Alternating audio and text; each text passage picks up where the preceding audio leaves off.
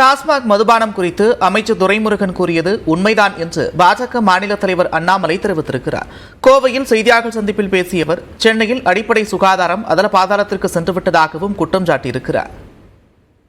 டாஸ்மார்க்கு வரக்கூடிய வருமானம் அவங்க காட்டக்கூடிய கணக்கு வெளிப்படைத்தன்மையாக இல்லை என்பது சொல்லியிருக்காங்க. டாஸ்மார்க் மக்களை குடிக்க அடிமையாக்குது. இன்னொரு பக்கம் அடிமையானவங்க எனக்கு அந்த கிக்கு கிடைக்கல, எனக்கு அந்த எக்ஸ்பெக்டட் ஆல்கஹால் இன்டேக் அதில் இல்லை அப்படிங்கிறவங்க கஞ்சாவை நோக்கி போறாங்க. அதனால் துரைமுருகன் இந்த நகைச்சுவா சொல்லி இருந்தாலும் கூட அது உண்மை. இதற்கு காரணம் தமிழக அரசு தான் பொறுப்பு. ஏன்னா டாஸ்மார்க் மூலமாக மதுவுக்கு அடிமை ஒரு பக்கம், மதுவில் வரக்கூடிய குவாலிட்டி கீழே போயிட்டு இருக்கு அது ஒரு பக்கம், கள்ளச்சாராயத்தினுடைய புழக்கம் அதிகமாக இருக்கு அது ஒரு பக்கம். இது உண்மை. என்னை பொறுத்தவரை இது உண்மைதான். கள்ளச்சாராயத்தை முற்றிலும் முடிக்க பூரண மதுவிலக்கு என்பதே நிரந்தர தீர்வு என்று விடுதலை சிறுத்தைகள் கட்சியின் தலைவர் திருமாவளவன் தெரிவித்துள்ளார். மதுரை விமான நிலையத்தில் செய்தியாளர்களிடம் பேசிய அவர், தேசிய அளவில் மதுவிலக்கு கொள்கையை அமல்படுத்த வேண்டும் என்று கூறினார். கள்ளச்சாராய சாவுகள், நச்சு சாராய சாவுகள் தமிழ்நாட்டில் மட்டுமின்றி இந்தியா முழுவதும் அவ்வப்போது நிகழ்ந்து வருகின்றன. இதற்கு முழு மதுவிலக்கு ஒன்றுதான் தீர்வு. இளம் தலைமுறையினர் ஆற்றல் இழந்து செயலிழந்து பாழ்பட்டு வருகின்றனர். இதனால் ஏற்படுகிற பாதிப்பு தேசத்திற்கு பேர் இழப்பு என்பதை அரசு உணர வேண்டும். ஆகவே மாநில அரசுகள் மட்டுமின்றி இந்திய ஒன்றிய அரசும் மதுவிலக்கு கொள்கை குறித்து பரிசீலிக்க வேண்டும். ஒட்டுமொத்த தமிழர்களையும் குடிகாரர்களாக மாற்றியதுதான் திமுக அரசு செய்த சாதனை என்று தேமுதிக பொதுச் செயலாளர் பிரேமலதா விஜயகாந்த் விமர்சித்திருக்கிறார். கோவை விமான நிலையத்தில் செய்தியாளர்களிடம் பேசிய அவர், கள்ளிறக்கி விற்பனை செய்வதற்கு தமிழ்நாடு அரசு அனுமதி வழங்க வேண்டும் என்று கூறினார். மக்கள் உயிரை பணயம் வச்சு இன்னைக்கு ஒட்டுமொத்த தமிழகத்தையும் குடிகாரர்களாக மாற்றிய பெருமை தான் இந்த ஆட்சியாளர்களுக்கு இருக்கிறது. அப்படி இருக்கும் பொழுது அப்ப எதுக்கு நீங்க டாஸ்மாக் வச்சிருக்கீங்க? அப்போ அதுல குவாலிட்டி இல்ல அப்படிங்கறத மூத்த அமைச்சரே ஒத்துக்கிறார். இது உண்மையிலே கண் துடைப்பு நாடகம் தான். இது கூட கேஸ் ஃபைல் பண்ணாதான் ஆயுள் தண்டனைக்கு போகும். கேஸ் ஃபைல் பண்றதுக்கே விட மாட்டேங்கிறீங்க. ஏன்னா இதை நடத்துவதே ஆளும் கட்சியினரை தான் என்பதை மக்களே இன்னைக்கு சொல்றாங்க. கள்ளக்குறிச்சியில கருணாபுரத்துல நேரடியாக சென்று அனைவரையும் சந்திச்சுட்டு தான் நான் இந்த உங்க முன்னாடி பதிய வைக்கிறேன்.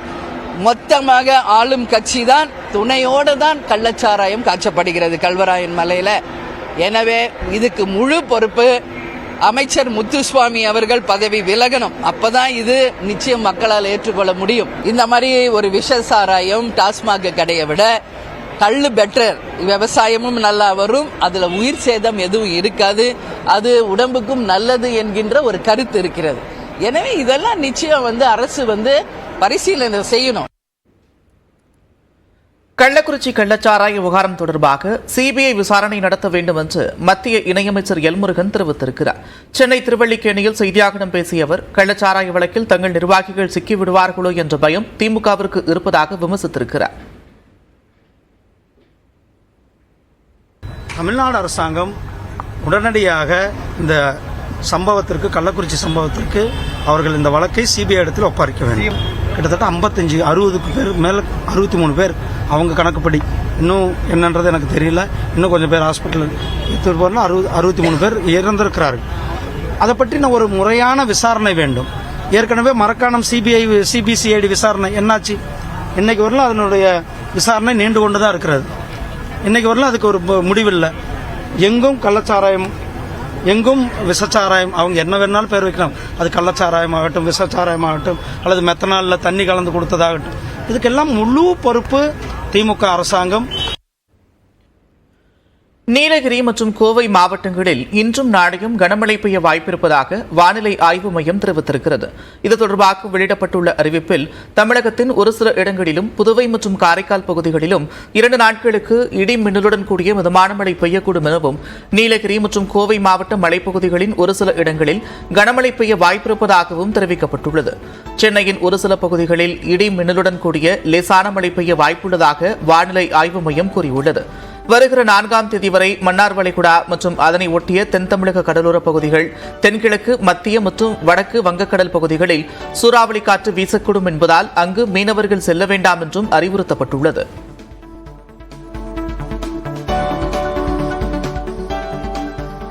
திண்டுக்கல் மாவட்டம் கொடைக்கானல் உள்ளிட்ட பகுதிகளில் மிதமான மழை பெய்தது. அப்சர்வேட்டரி, பாம்பார்புரம், அண்ணா சாலை, அண்ணாநகர் பகுதிகளில் 1 மணி நேரத்திற்கும் மேலாக மழை பொழிந்தது. கொடைக்கானலை சுற்றியுள்ள பிற பகுதிகளில் சாரல் மழை பெய்தது.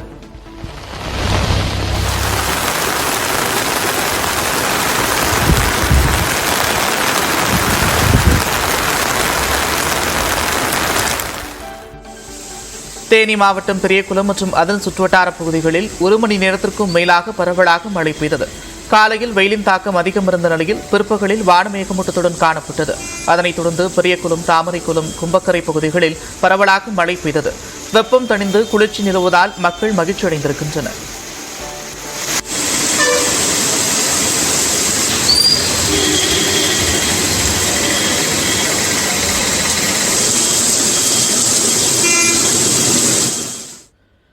சென்னை புளியந்தோப்பு பகுதியில் லிப்ட் விபத்தில் உயிரிழந்த கணேசன் என்பவரது குடும்பத்தினருக்கு அரசு நிதி உதவி வழங்க வேண்டும் என்று கோரிக்கை எழுந்திருக்கிறது.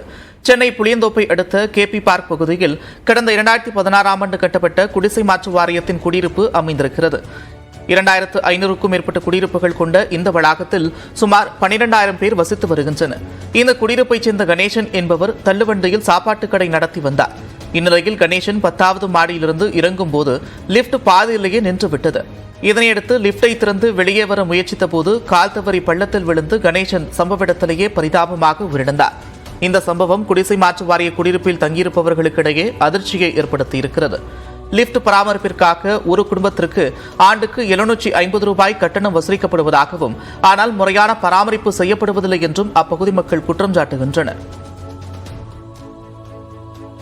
வாடகை மேனேஜ் சார்ஜ் வந்து 750 ரூபா வாங்குறாங்க. இ பிளாக்குக்கு, சி பிளாக் வந்து 1000 ரூபாய் மேனேஜ் சார்ஜ் வாடகை. அது எங்களுக்கு தனியாக அதில் எல்லாம் வாங்குவாங்கன்னா சரி பண்ண மாட்டாங்க. லிப்ட் மேனுங்கன்னா சரியில்லை சார். எல்லாம் வயசானது தூக்கி போட்டு இதுமாரி ஒரு உயிர் போயிடுச்சு சார். திருப்பி இந்த உயிர் வருமா? எங்களுக்கு போன உயிர் திரும்பி வருமா? நல்லா ஆளை போட்டுருந்தா இந்த உயிர் போயிருக்கம்மா, காப்பாற்றி கொடுத்துருப்பாங்களே எங்கள் மாமாவை. எதுக்கே இல்லாத உயிர் போயிடுச்சு சார். எங்களுக்கு வந்து நீதி வேணும். இதுக்கு மேலே எங்களுக்கு நடந்த நிலைமை மற்ற எந்த குடும்பத்துக்கும் நடக்கக்கூடாது. திருப்பி அதுமாரி நிகழ்ச்சி வரக்கூடாது. எனக்கு எதனா நடவடிக்கை கொடுங்க சார். என் புருஷன் 10 ரூபாய் சம்பாரிச்சுக்கிறோம். புருஷனே போயிடும். இந்த 2 நாள் ஆகுது சார். அண்ணாதான் நிற்கிறோம் நாங்கள். என் புள்ள கூலி வேலை செய்யறோம். பிள்ளை கொடுத்து வந்தாதான் அவனுக்கு கூலி, இல்லைன்னா அது கூட இல்லை சார். எனக்கு அரசாங்கம் எதனா பண்ணணும். கணவனை இழந்து வாடும் தனது குடும்பத்திற்கு தமிழ்நாடு அரசு நிதி உதவி வழங்க வேண்டும் என்று உயிரிழந்த கணேசனின் மனைவி கோரிக்கை விடுத்திருக்கிறார். இதுபோன்ற சம்பவம் மீண்டும் நிகழாமல் இருக்க உரிய நடவடிக்கை எடுக்க வேண்டும் என்றும் அவர் கோரிக்கை விடுத்துள்ளார்.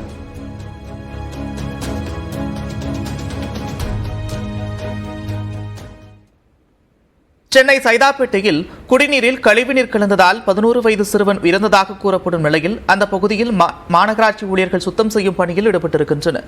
சென்னை சைதாப்பேட்டை பகுதியில் குடிநீர் தொட்டியில் கழிவுநீர் கலந்ததால் அதனை அருந்திய 11 வயது சிறுவன் இறந்ததாக குற்றச்சாட்டு எழுந்திருக்கிறது. இதனையடுத்து சைதாப்பேட்டை பகுதி முழுவதும் சென்னை பெருநகர மாநகராட்சி ஊழியர்கள் சுத்தம் செய்யும் பணியில் ஈடுபட்டு வருகின்றனர். குறிப்பாக அபித் காலனி பிரதான சாலையில் உள்ள தண்ணீர் தொட்டியை தலைகீழாக கவிழ்த்து மாநகராட்சி ஊழியர்கள் அதை சுத்தம் செய்திருக்கின்றனர். பிரதான சாலை முழுவதும் ப்ளீச்சிங் பவுடர் தெளித்தும் கொசு மருந்து அடித்தும் சுத்தம் செய்து வருகின்றனர். மேலும் சென்னை குடிநீர் வாரியம் மூலம் அந்த பகுதிவாசிகளுக்கு தண்ணீர் வழங்கப்பட்டிருக்கிறது. ஆனால் அந்த தண்ணீர் பழுப்பு நிறத்தில் இருப்பதால் அதனை தாங்கள் பயன்படுத்த மாட்டோம் என்று அந்த பகுதிவாசிகள் தெரிவிக்கின்றனர். தங்களுக்கு சுத்தமான குடிநீர் வழங்க வேண்டும் என்றும் அவர்கள் கோரிக்கை விடுத்திருக்கின்றனர்.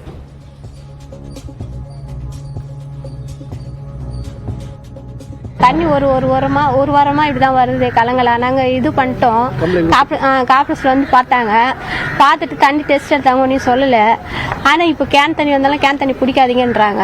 நாங்கள் எந்த தண்ணி தான் குடிக்கிறது? இந்த தண்ணி இல்லாமல் அந்த தண்ணி இல்லாமல் எந்த தண்ணி தான் குடிக்கிறது? நாங்கள் இந்த தண்ணி எங்கள் வீட்டில் குழந்தைங்களுக்கு நாங்கள் கொடுக்க மாட்டோம், நாங்களும் குடிக்க மாட்டோம். இப்போ எங்களுக்கு கேன் வாட்டர் வேணும். ஏன்னா அந்த கேன் வாட்டர் தான் நாங்கள் 10 நாளாக குடித்தோம். யாருக்குமே எந்த ப்ராப்ளமும் வரல, எல்லாரும் நல்லா இருக்கும்.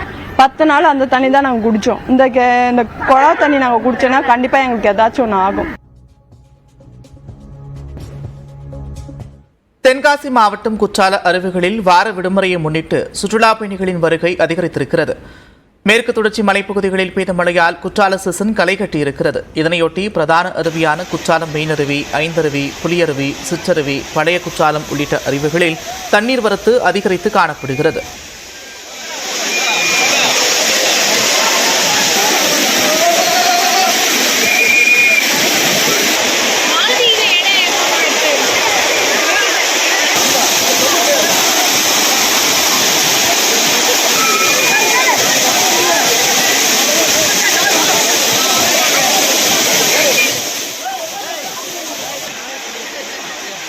ஆர்ப்பரிக்கும் நீரில் சுற்றுலா பயணிகள் ஆனந்தமாக குளித்து மகிழ்ச்சியடைந்தனர்.